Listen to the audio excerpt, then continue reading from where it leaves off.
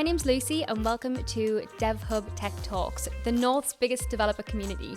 So our ethos is to bring together tech professionals from sort of across the North and the UK and through the likes of our tech meetups as well as our webinars and now our podcasts.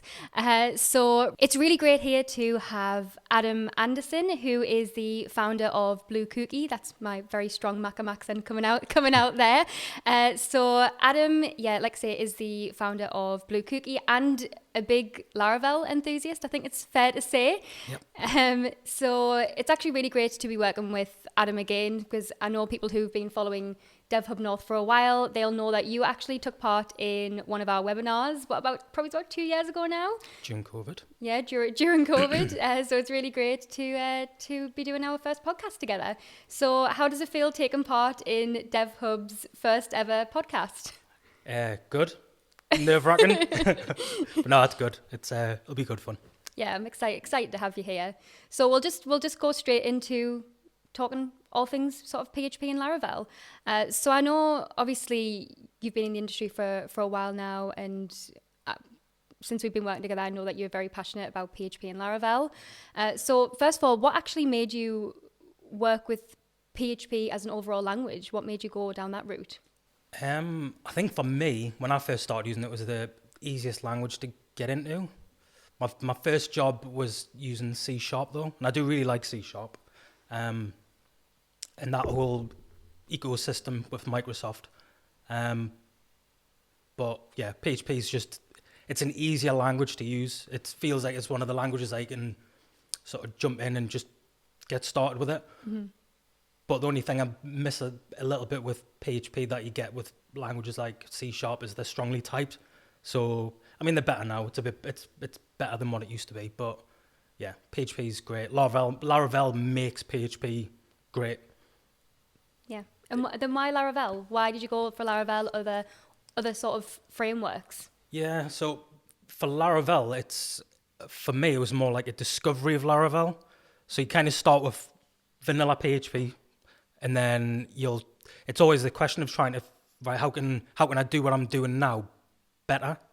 Yeah. So then you'll be doing a thing or trying to learn a thing, and then you'll have in the back of your mind, is there a better way that I can do this? Well, yeah, there is always a better way. So for me, it was starting with like micro frameworks, where they were like really small frameworks, not overbearing. And then you kind of just use those to build up sort of like a common understanding between developers. So if you just use vanilla PHP, then you run the risk of developers doing different things, like for argument's sake, setting up a RESTful endpoint or handling like server requests and things like that.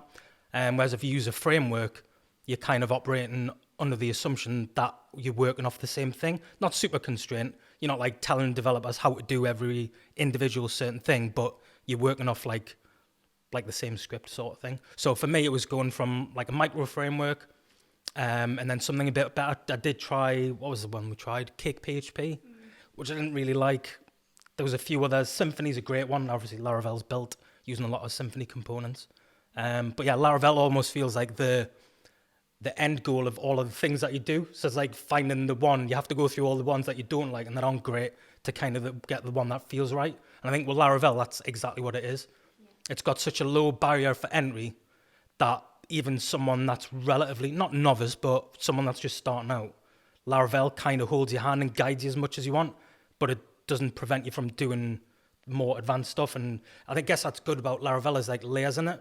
So you can do things and you can do just a great site or web app or whatever, just using Laravel without even going deep into its functionality and feature set. But if you're a seasoned developer and you understand a lot of different things, and that Laravel has all of the sort of deeper knowledge-based stuff in there as well, like doing, I don't know, like queue systems and whatever, anything like that. Yeah. So what would you say? I mean, I know you sort of went over sort of a few different benefits of it, but what would you say is the biggest benefit of working with Laravel over other frameworks?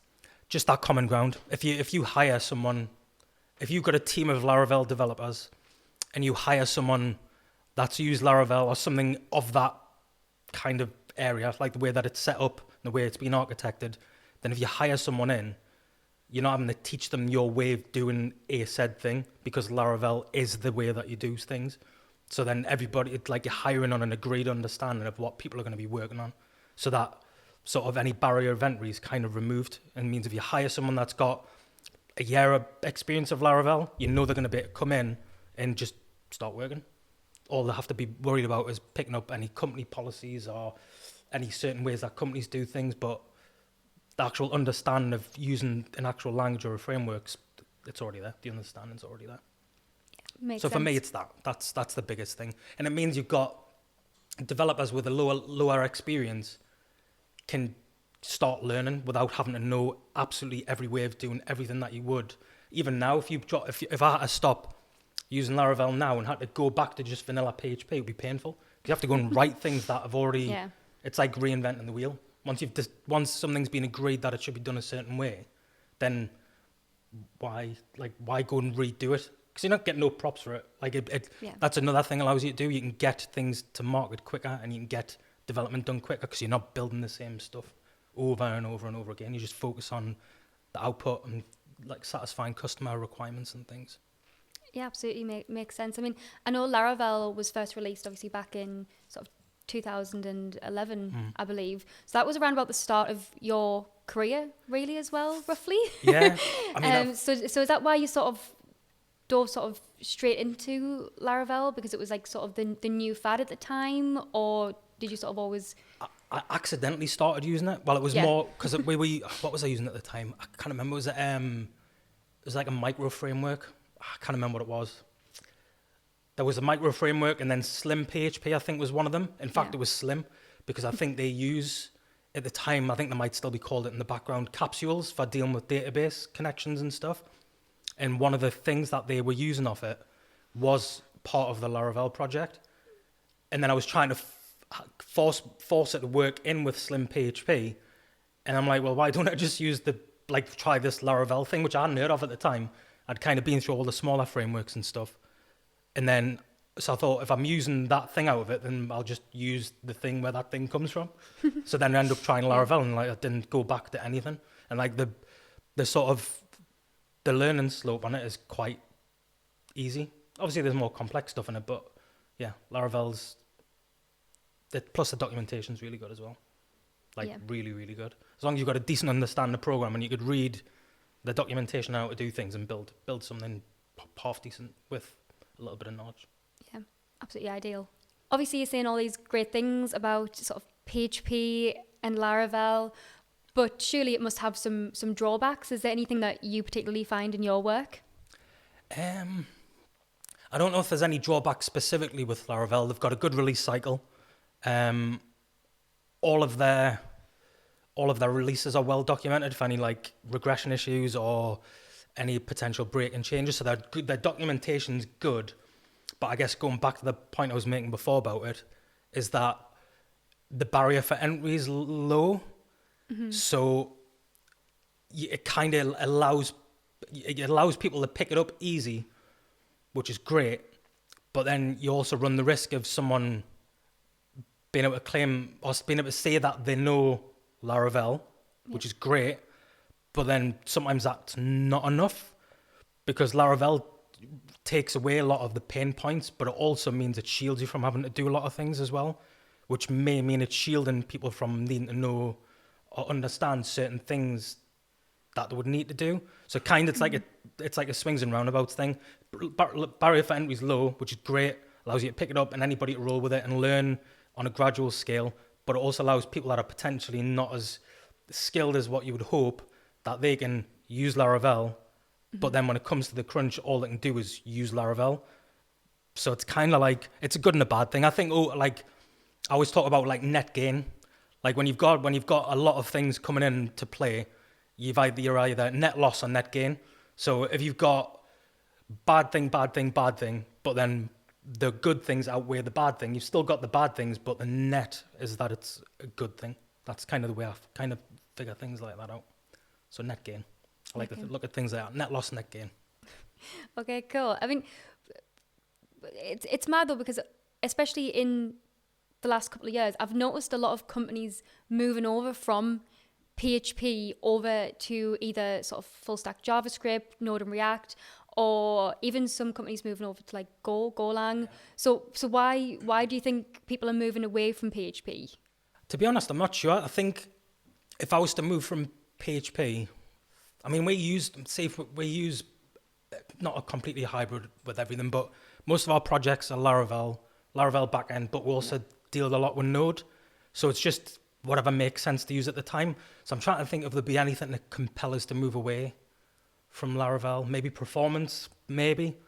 Yeah. But yeah, I'm not sure. But also if there's like the new kid on the block or something it's kind of, if something catches a little bit of momentum, and everybody's using this now. We need to use this now. It's like, well, yeah. Why? Like, if Laravel does everything that we need and it's not causing any problems and it's helping with deliver things better, then I'm going to just say, we're going to start using Golang, right? Everybody retool, relearn everything. We're now going to use something different.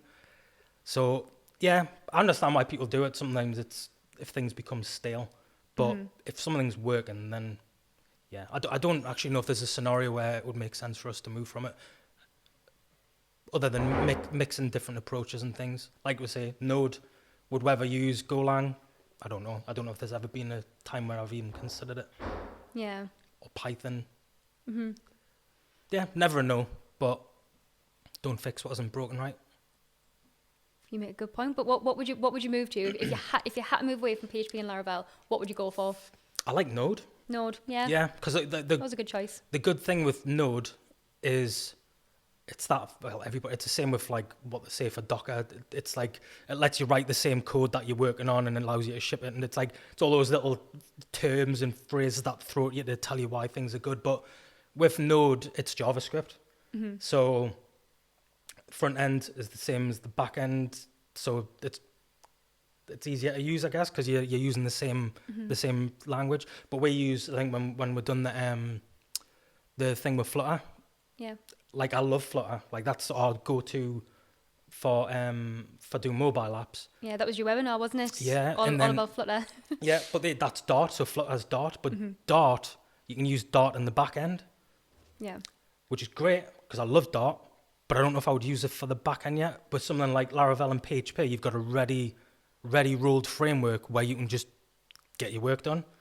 So as much as I love Dart, so I would actually prefer Dart, the Dart language, over PHP. Oh, really? Yeah. But would I choose to use Dart in the back end over having PHP and Laravel? Probably not, even though I would rate Dart higher than PHP as a language, because it's strongly typed as well. So, yeah, I think it's more about the ecosystem that it gives you the tool set to do everything that you need to get your work done. Whereas if we went to Dart to use as the back end, I'm like, all right, we'll have to build one little mini framework around it. Oh, well, what we could do is we could replicate Laravel, but in Dart, and then just use Laravel. Like, I don't know. I think it's, even going back to the last question, it's like, would there be anything that would convince us to move away from Laravel? Even though I love Dart so much, if they built Laravel and Dart, Laravel's close to your heart, isn't it? Like Lara Dart or something. I love that. Yeah, if someone does that, I'll move. Yeah. In fact, I challenge someone to do it, and then I'll move.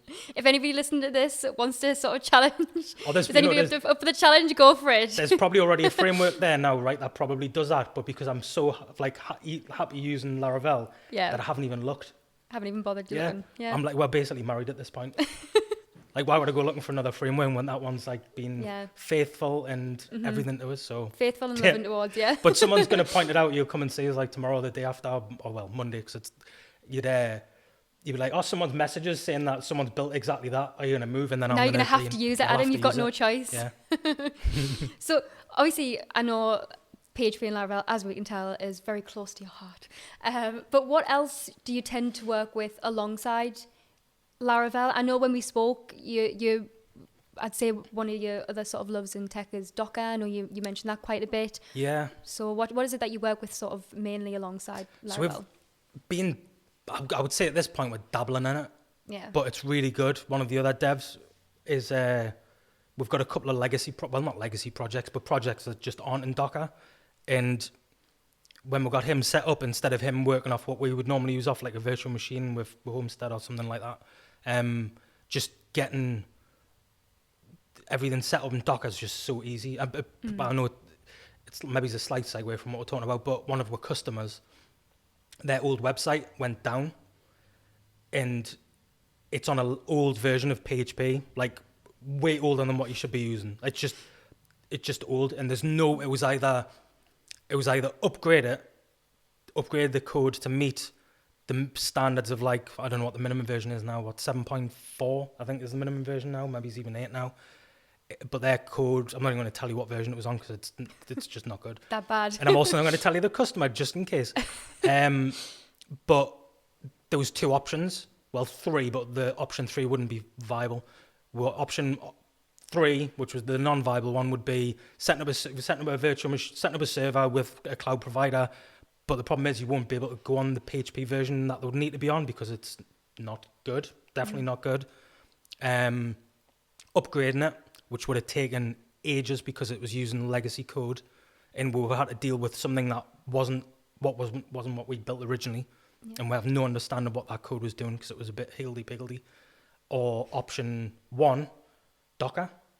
So we just had to build a Docker image that would allow that website to run again, and turn it around pretty quick just by using Docker, because it allowed we're not having to meddle too much with the code, and we'll use Docker to create an environment where that old legacy site would run, and that was it. It was like magic. Did that save you quite a bit of time as well, I bet? Yeah, and headaches as well, because if we had to upgrade it, it would have been a nightmare. Plus, it would have cost the customer to upgrade it on something that's legacy, that's going to be getting phased out. So would have had to charge them for that time, and it could have taken weeks. Yeah. So it's not the ideal way to do it, though, because you shouldn't be using old versions of PHP. There's a reason why they're not used anymore, and they become redundant and defunct. Like, there's for security concerns and stuff, but sometimes you have to take a bad road for a little bit until you can do the right thing. Until Adam comes along to the rescue using Docker. It was Docker. I can't take all the credit. So what do you think the future actually holds for Laravel? I think it's grown from strength to strength. I think it's with every new release. I mean, they're on version 9 now, like 9 point, which makes it a pain in the backside because you have to keep upgrading it. Yeah. So they've got a regular release cycle. Upgrading's fairly straightforward. They're pretty good at listing. In fact, they're very good at listing not only what's changed, but how long they expect it's going to take you to upgrade. So as long as you keep on top of everything, really.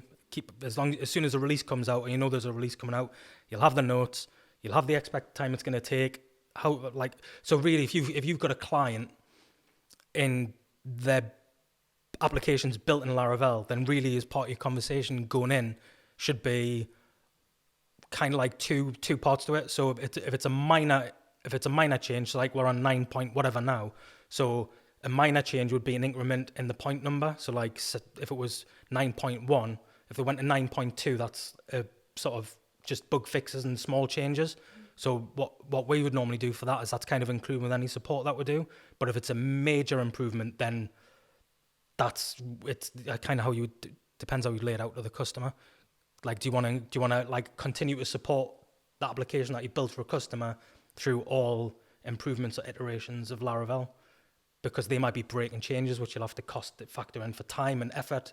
And if you're supporting a customer that's using Laravel, if they've got minor changes, then it's fairly easy to do. But if there's a big jump, like say bring version 10 out, and they'll only support version 9 for like, I don't know, 6 months or a year, like you have to decide whether you're going to foot that bill as the provider or like as a support, or whether you're going to tell Mr. Client that in a year's time, the version of Laravel that the application's built on will no longer be security supported.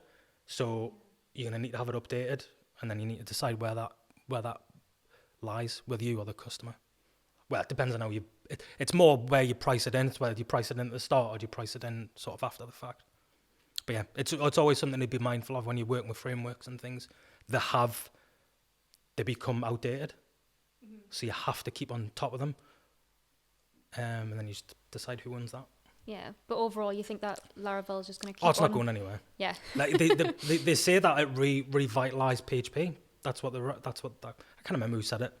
I'm probably saying something that nobody might have even said. Someone said it. If you're just making it up now, aren't you? Either somebody said it or I've said it now, so somebody technically has just said it. Someone can quote Adam Anderson on their LinkedIn post. Yeah, no, but I'm sure someone said it at some point. But no, like PHP is definitely being made better by Laravel.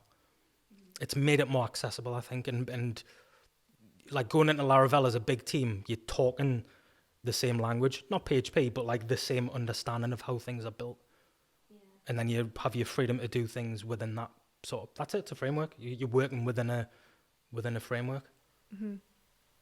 Do you think PHP will ever release a totally new framework that just tops Laravel? Because you hear a lot of companies who take the best aspects of the likes of Laravel and maybe the best aspects of Symfony and make their own sort of bespoke framework. So do you think... Yeah, I know a lot of companies do that. They'll well, that's what Laravel is. It's just built up. All it is Symfony components and Laravel ethos bundled into a framework where you're working off the same feature set. That's it. It's they're built in the fundamentals of the framework, and you're working to what they've determined as an agreed standard of working. So again, it's just if there was something in Laravel that wasn't working, like you either as a business, you either ditch it and build your own from the same components that what they've built it in. But I don't know. Like again, going back to before, would we ever move from Laravel? It would take something completely different to that to do it. Something but I can't even think. incredible. I can't even think of it because there's nothing in there that we don't. And if we don't need it, we'll build it, and maybe we'll do it as an internal plugin or whatever. But yeah, it would have to be something serious to shift away, because then you've got a whole new learning curve, and it just wouldn't make sense. Yeah, I don't think it would. I'm even struggling to think of a reason. It's just so close to your heart, isn't it? Yeah. But you've worked with Laravel from pretty much the very start, though, haven't you? Yeah, we did try. We did. See, I would really like to start using, to go back to using C# and .NET. Why? Just because I like it. It's the language. It was the first job I had. That was what I wrote in, and it's good. But Laravel, and it's just easier to get. It's just easier to get started, I find. Yeah, makes sense. But the beauty of it is being a developer. Once you know one language, you don't know them all, but you know them all. It's right. Once you learn one language, it's very easy to transition for the most part into other languages. Yeah. Like if you know PHP and you've never touched JavaScript in your life, you could go in and write JavaScript code by referencing, as you do with everything, reference stuff online.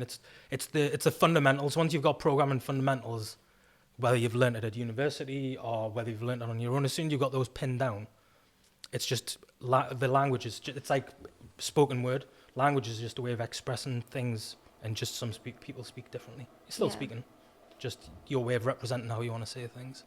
Any advice for anyone starting their career looking... Don't do it, find something else. I'm only joking. No, the only thing I would say for that, I'm kind of partially joking, is it's hard. Yeah. Being a developer is hard. It's a passion. You have to have a passion for it. The amount of keyboards you can potentially go through, because it gets that hard, you just want to smash your keyboard off the table. Have you ever done it? No, Nelly. No, because it's expensive stuff. If I break it, I have to replace can't afford that. But no, it's one of those ones where someone says, I'm thinking of getting into it.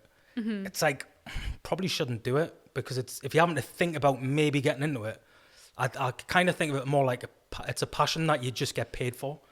It's like when you speak to people and they're like, oh, I started programming on my Amiga back in the day on my ZS Spectrum. It's people have a natural progression to where they eventually get to the point where, oh, no way, I'm a programmer, I'm a coder or whatever. It's I think you have to have a natural inclination to want to do it, or other things that kind of push you in that direction. So I think the advice would be, is if you enjoy doing it, then stick with it, because it's great. It's very rewarding work, but it gets bloody hard, especially when things go wrong. But weirdly enough, with that stuff I was talking about with Docker, that was a pain in the arse to do. It was a nightmare, but I enjoy it when things go wrong and you've got enough time to fix them. They're good, because it's detective work, and you're solving a problem. Building stuff's great, like building new stuff, but like when things go wrong, it's actually, and you can fix it, there's nothing more rewarding than having a problem and using your brain to just fix it. Yeah. So yeah, I think the advice would be, if you want to do it, do it. It's a brilliant time to do it. There's such a demand for developers, well, you know. Absolutely. Like there's especially none. Especially PHP and Laravel. Yeah. It tends to be sort of PHP, Laravel, AWS, Docker, and then Vue.js on the front, and that tends to be the sort of general sort of tech stack in terms of PHP. All companies are using a lot of their own bespoke frameworks as well. We tend to find that quite a bit. So yeah, that's great, and it's really great advice there as well. So thanks so much, Adam. Thanks so much for listening to our DevHub podcast. I hope you've enjoyed it. Please do subscribe and follow us on all of our pages to keep up to date with any future events and podcasts.